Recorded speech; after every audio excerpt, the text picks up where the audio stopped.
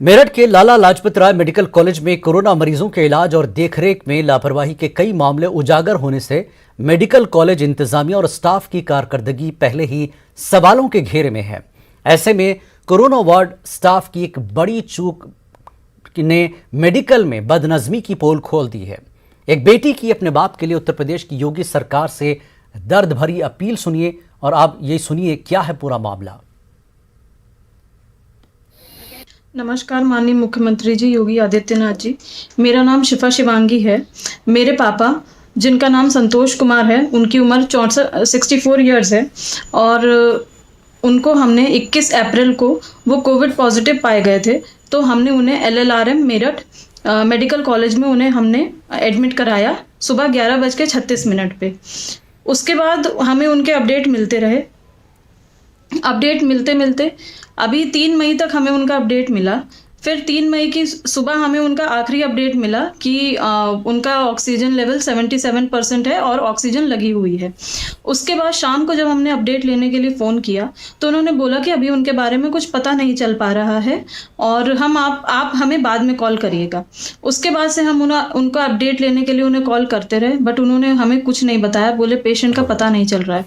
आज जब 7 मई को हम लोग गए उनके बारे में पता करने, तो बोले इस पेशेंट के बारे में हमें कुछ नहीं पता, आप देख लीजिए। सारा हमें वार्ड घुमाया, कोविड वार्ड, आइसोलेशन वार्ड, पूरा हॉस्पिटल हमें घुमाया कि आप देख लीजिए, एक एक रूम चेक करवाया कि ये देखिए पेशेंट, आपका पेशेंट यहाँ पे नहीं है।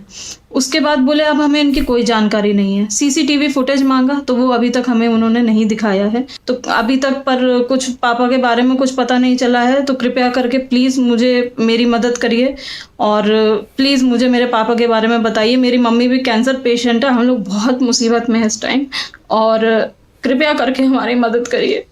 वो अपने लड़की अपने पेशेंट नाम संतोष कुमार बता रही है। इस संबंध में doctor KM Tiwari SIC, doctor Gyaneshwar Tong professor head ortho एवं doctor Vijay Jaiswal professor and head paediatric department ने कमेटी बना दी। ये कमेटी पूरा परीक्षण कर इसकी रिपोर्ट देगी। उनको रिपोर्ट देने के 12 घंटे में तत्काल देने की करें, जिससे प्राइमरी तथ्य मुझे पता चल सके। इस पे पूरा जांच का विषय हम लोग कर रहे हैं।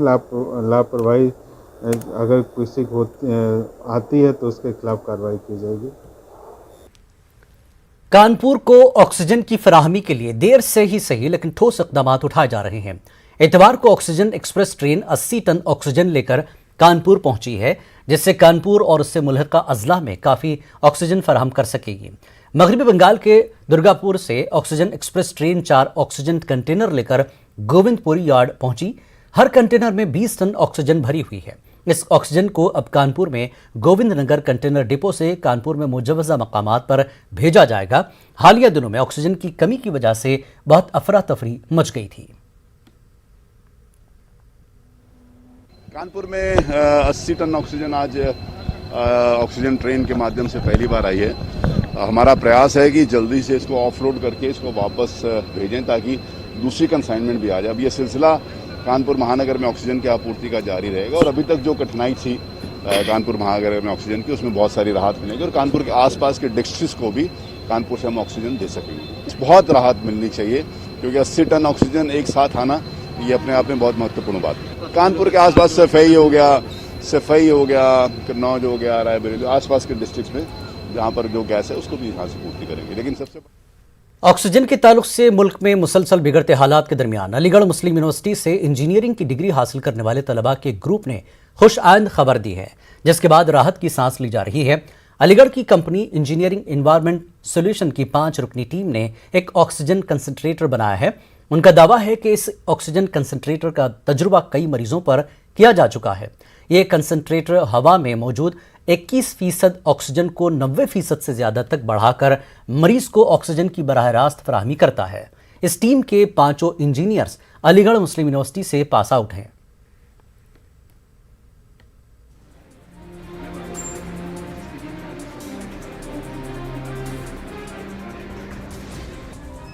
कोविड-19 की दूसरी लहर ने इंसानी जिंदगी को एक बार फिर से बुरी तरह मुतासिर कर दिया है। जहां आपकी नजर उठती है वहां गम और मसाइल नजर आते हैं। मुल्क में ऑक्सीजन की कमी से हो रही अमवात और मुतासरीन की परेशानियों को मलहूज रखते हुए अलीगढ़ के इंजीनियर्स की 5 रुकनी टीम ने जो ऑक्सीजन कंसंट्रेटर तैयार किया है वो हवा में मौजूद 21% ऑक्सीजन को 90% से ज्यादा तक बढ़ाकर मरीज को बराह रास्त फराहम करता है। ये मशीन बिजली से काम करती है। इंजीनियर्स का कहना है कि उन्होंने इसका कामयाब तजुर्बा भी अलीगढ़ के सरकारी दीनदयाल अस्पताल में मरीजों पर किया है। ये डिवाइस ऑक्सीजन कंसंट्रेटर नाम से है और ये नॉर्मल हवा से नाइट्रोजन को फ़िल्टर करके मरीज़ के लिए जितनी रिक्वायर्ड ऑक्सीजन परसेंटेज चाहिए होती है वो तैयार करता है। इसमें कोई रनिंग कॉस्ट या ऐसा कुछ नहीं आता है। ये नॉर्मल एक फ़िल्ट्रेशन प्रोसेस है जिसको हम PSA टेक्नोलॉजी बोलते हैं। जियोलाइट बेस्ड फ़िल्ट्रेशन करता है ये। नाइट्रोजन अलग हो जाती है और ऑक्सीजन जो है वो मरीज़ तक पहुँचती है। टीम के दीगर इंजीनियर सैयद अबू रेहान और इंजीनियर मोहम्मद फैजान ने बताया कि ये एक PSA तरीका है जिसको प्रेशर स्विंग ऑब्जर्वेशन कहते हैं, जो हवा में मौजूद 78% नाइट्रोजन और 21% ऑक्सीजन को अलग कर देता है और ऑक्सीजन को बढ़ाकर मरीज तक बराह रास्त फराहम करता है। इन्होंने बताया कि ऑक्सीजन कंसंट्रेटर में एक अहम जुज इस्तेमाल होता है जिसका नाम जियोलाइट है, जो नाइट्रोजन को रोककर ऑक्सीजन को पास कर देता है, जिससे ये ऑक्सीजन को कंसंट्रेट कर देता है और 90% से ज्यादा पहुंचा देता है। खास बात यह है कि इसके इस्तेमाल में सिर्फ बिजली का सरफा होगा। इंजीनियर्स का कहना है कि इसका कामयाब तजुर्बा किया जा चुका है। जिस मरीज का ऑक्सीजन लेवल 60 था उसको इस मशीन ने 1 घंटे में 90 तक पहुंचा दिया था। ये हमने दीनदयाल उपाध्याय में टेस्ट किया, हम वहाँ पर लगाया, वहाँ रात भर चलाए, पेशेंट को काफ़ी आराम मिला। उसके बाद उनके पास ऑक्सीजन सिलेंडर आ गया था, तो वही डिवाइस हमने उठाकर शिफ्ट किया। तो एक क्राइम ब्रांच में एक साहब थे, उनकी वालिदा की तबीयत अचानक बिगड़ गई थी। हमने उनको लगाया, 1 ही घंटे में उनका ऑक्सीजन लेवल 60 से 95 आ गया था। क्या आपको लगता है ये काफ़ी मददगार साबित होगा लोगों के लिए? जी, ये काफ़ी मददगार इंशाल्लाह साबित होगा और हमारी कोशिश यही है कि ये कम से कम पैसों में ज़्यादा लोगों तक पहुँच सके। अलीगढ़ मुस्लिम यूनिवर्सिटी से तालीम हासिल कर अपनी कंपनी चला रहे इन इंजीनियर्स की टीम ने एक कामयाब ऑक्सीजन कंसंट्रेटर बनाने का दावा किया है, जो यकीनन इस बहरान के वक्त में उम्मीद की एक किरण साबित हो रहा है। न्यूज़ 18 उर्दू के लिए अलीगढ़ से मोहम्मद कामरान की रिपोर्ट। कोरोना की तबाही के दौर में हालात से निपटने के लिए कई लोग मदद का हाथ बढ़ा रहे हैं।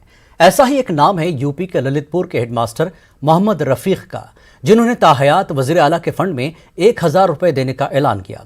उन्होंने BSA समेत मुख्तलिफ ओहदेदारों को खतूत लिखे हैं। खत में कहा गया कि जून के महीने से हर माह अपनी तनख्वाह से वो 1000 रुपए बतौर अतिया वज़ीर आला फंड में जमा करना चाहते हैं, ताकि इसको अवामी फलाह बहबूद के कामों में इस्तेमाल किया जा सके। सिर्फ यही नहीं, उसने अपनी मौत के बाद अपनी अहलिया को मिलने वाली पेंशन से 1000 रुपए माहाना कटवाने की भी इजाज़त दे दी है। हमारे नुमाइंदे ने मोहम्मद रफीक से खुसूसी गुफ्तगू की। चलते उपजे संकट के दौर में न केवल कुछ सामाजिक संस्थाएं आगे आ रही हैं, बल्कि लोग भी आगे आकर मदद के लिए हाथ बढ़ा रहे हैं। मोहम्मद रफीक, जो कि पेशे से एक शिक्षक हैं, उन्होंने मुख्यमंत्री राहत कोष में अपनी वेतन से 1000 रुपये प्रति माह आजीवन देने की इच्छा जाहिर की है। मोहम्मद रफीक हमारे साथ मौजूद हैं, आइए हम उनसे बात करते हैं, क्या कहना है उनका। जी, आज हमारा देश जो कोरोना महामारी से जूझ रहा है, इसमें मैंने प्रदेश के मुख्यमंत्री के नाम 1000 रुपये महीना आजीवन दान स्वरूप देने का निर्णय लिया है, जिसमें मैंने प्रार्थना पत्र BSA साहब को दे दिया है। और इसमें मेरे मृत्यु उपरांत भी जब पेंशन मेरी पत्नी को मिलेगी तो उसमें हर माह उससे भी आजीवन 1000 रुपये मुख्यमंत्री को जमा होगा, ताकि मुख्यमंत्री जी इस पैसे को जनहितैषी कार्य में खर्च कर सकें। और मुख्यमंत्री जी यदि चाहें तो मैं सेवानिवृत्ति के बाद निःशुल्क सेवा देना चाहता हूँ जनहितैषी कार्य में। अगर वो हमसे लेना चाहें तो मैं दे सकता। जो मदद है वो मुख्यमंत्री जी जनहितैषी कार्य में खर्च करेंगे, वो तो अच्छे कामों में खर्च करेंगे, उसमें कोई वो नहीं। मोहम्मद रफीक साहब की बेगम भी हमारे साथ मौजूद हैं, हम उनसे बात करेंगे। आपके पति ने जो है ताज उम्र जो है वेतन दान देने की बात कही है, आप क्या कहती हैं? तो देने की हम लोग भी कोशिश करेंगे। और तो साफ तौर पर मोहम्मद रफ़ीक और उनके परिवार का कहना है कि मदद के लिए जब सभी लोग मिलकर हाथ बढ़ाएंगे तो निश्चित रूप से हम इस समस्या से जल्द ही छुटकारा पा लेंगे।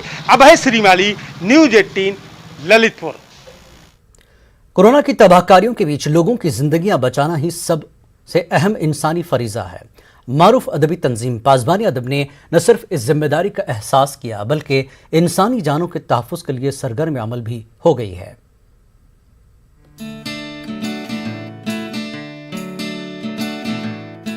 IPS अफसर कैसर खालिद की सरबराही में काम करने वाली तंजीम पासबानी अदब ने इन दिनों इंसानियत के लिए अपना एजेंडा तब्दील कर लिया है। पासबानी अदब तंजीम फिलहाल अदब के बजाय इंसानी जिंदगी के तहफ़्फ़ुज़ में सरगर्म हो गई है। मुंबई, दिल्ली और बड़े शहरों में सेहतमंद अदब की रिवायत को जिंदा करने वाली पासबानी अदब तंजीम इन दिनों इंसानी सेहत के मुताल्लिक़ फिक्रमंद है।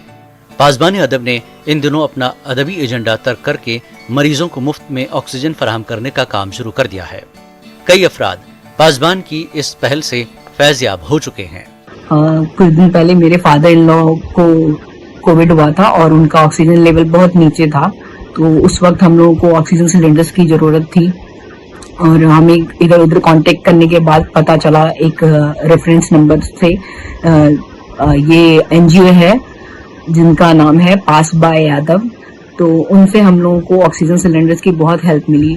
तो अगर आपको किसी को भी इस तरह की सिचुएशन आती है तो आप प्लीज इन लोगों से कांटेक्ट करें, पास बाय यादव। पैंडेमिक के दौर में पब्लिक की मदद करने का तो मैं ज़रूर मदद करूंगा। ऑलरेडी मैं ऑक्सीजन फील्ड से हूँ, मुझे इस चीज़ का बहुत तजुर्बा है और बहुत अच्छा एक्सपीरियंस है। तब मैं सोच ही रहा था तो अचानक मुझे पासवान संस्था से कॉल आया और उन्होंने मुझे अप्रोच किया कि आप हमें कैसे आप हमारी मदद कैसे कर सकते हो। तो मैंने उस समय सोच या निश्चय कर लिया कि मुझे पब्लिक की मदद करनी है और यही राइट संस्था है जहाँ से मैं पब्लिक तक अप्रोच कर सकता हूँ। ऑक्सीजन सिलेंडर से रिलेटेड काम के कुछ भी रिलेटेड काम हो जो ऑक्सीजन सिलेंडर से है रिलेटेड। फिर मैंने संस्था को पूरा एक्सपीरियंस बताया इस चीज़ के बारे में कि 10 लीटर्स के सिलेंडर आते हैं, 47 लीटर्स के सिलेंडर आते हैं, आप उनको कैसे दे सकते हो पब्लिक को, कैसे पब्लिक आपके पास से ले जा सकती है, फ्लो मीटर के बारे में एक्सेट्रा, ईच एंड एवरीथिंग। पासबानी अदब उर्दू, हिंदी, मराठी और गुजराती जबानों में सेहतमंद अदब की तरवीज के लिए अदबी व तहजीबी प्रोग्रामों का इनकाद भी करती है। तहम तंजीम पासबानी अदब इस वक्त मरीजों को मुफ्त में ऑक्सीजन फराहम कर रहा है, जिससे कई मरीज फायदा उठा रहे हैं। मुंबई और आसपास के इलाकों में कोविड पेशेंट को जरूरत में काम आने वाली ऑक्सीजन, जिसकी की बहुत ज़्यादा डिमांड इस वक्त देखने को आ रही है, उसकी फ्री सप्लाई के लिए तंजीम पासबानी अदब की तरफ से free oxygen cylinder supply with kit इसका इंतजाम किया गया है। इसके लिए एक डेडिकेटेड टोल फ्री नंबर का अरेंजमेंट किया गया है। कोई भी पेशेंट या उसके रिलेटिव 24 घंटे में किसी भी वक्त उस नंबर पर फ़ोन करके अपना ऑक्सीजन सिलेंडर बुक करवा सकते हैं। ये सर्विस मुकम्मल तौर से फ्री ऑफ कॉस्ट है। सिर्फ पेशेंट के रिलेटिव को सिलेंडर को लाने और ले जाने का इंतज़ाम करना पड़ेगा। मैं तमाम NGOs से और तमाम सोशल एक्टिविस्ट और वर्कर्स से ये गुजारिश करता हूँ कि वो इस फैसिलिटी का फ़ायदा उठाएं। शुक्रिया। पासबानी अदब तंजीम मुंबई और मज़ाफ़ाती इलाकों में ऑक्सीजन सेंटर के क़याम के जरिए लोगों को ऑक्सीजन फराहम कर रही है। ज़रूरतमंद अफराद पासबानी अदब की ऑफिशियल साइट pasbaniadab.com पर विजिट कर सकते हैं या 1800-1200-80000 टोल फ्री नंबर पर रब्त कर सकते हैं। मुंबई से न्यूज़ 18 के लिए मोहिउद्दीन की रिपोर्ट। खबरों का सिलसिला जारी रहेगा एक ब्रेक के बाद।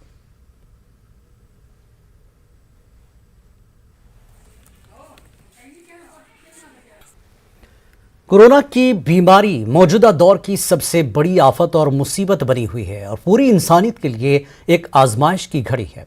बेंगलुरु के उलमा कराम कहते हैं कि कोरोना वायरस के खात्मे के लिए एक जानिब दवा तो दूसरी तरफ दुआ की भी ज़रूरत है।